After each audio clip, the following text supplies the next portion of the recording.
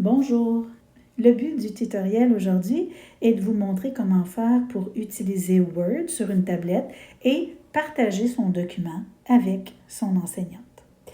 La première chose qu'il va falloir se demander comme question, c'est est-ce que l'élève est assez habile pour pouvoir entrer son courriel et son mot de passe sur le iPad?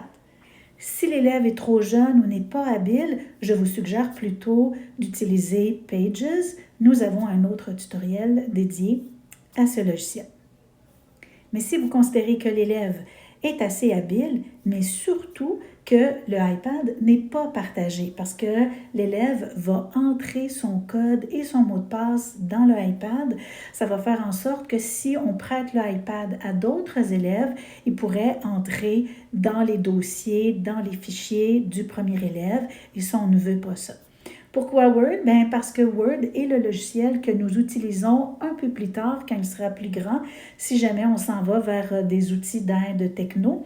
Ce sont des PC et c'est le logiciel Word qui est mis en place pour les élèves avec aide techno.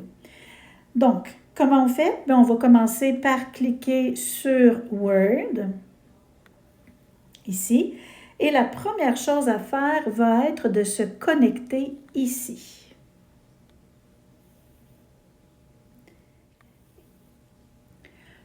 Une fois qu'on est connecté, on peut bien vérifier ici. Ici, c'est mon avatar, mais pour les élèves, ça va être leurs initiales qui vont être là. Donc, on peut commencer à ouvrir un premier fichier en appuyant sur « Plus ». On va pouvoir avoir notre document et on peut commencer à écrire.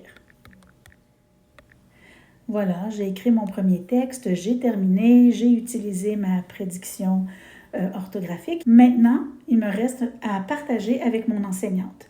Je vais aller utiliser le bouton « Partager ». Ça va être important de lui donner un nom.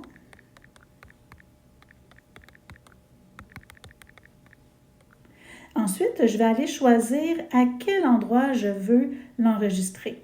Une des bonnes pratiques à utiliser, c'est que l'enseignante va créer dans son OneDrive, on est dans l'environnement Microsoft, donc l'enseignante va créer un dossier dans son OneDrive qu'elle va partager avec l'élève.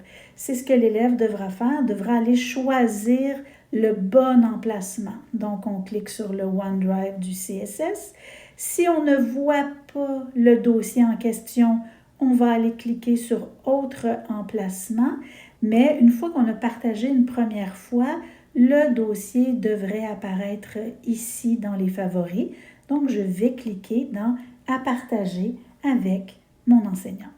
Il me reste qu'à cliquer sur « Enregistrer ».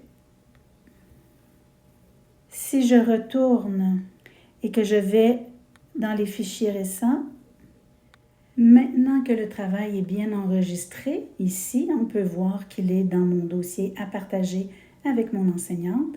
Ça va être important, si jamais le iPad est partagé avec plusieurs élèves, de venir se déconnecter. Alors, on va cliquer sur notre avatar et on va aller choisir « Se déconnecter ». Et on va cliquer sur « Déconnexion » pour s'assurer que nos fichiers ne restent pas dans le iPad et que le prochain élève qui utilise l'appareil ne verra pas les travaux du premier élève.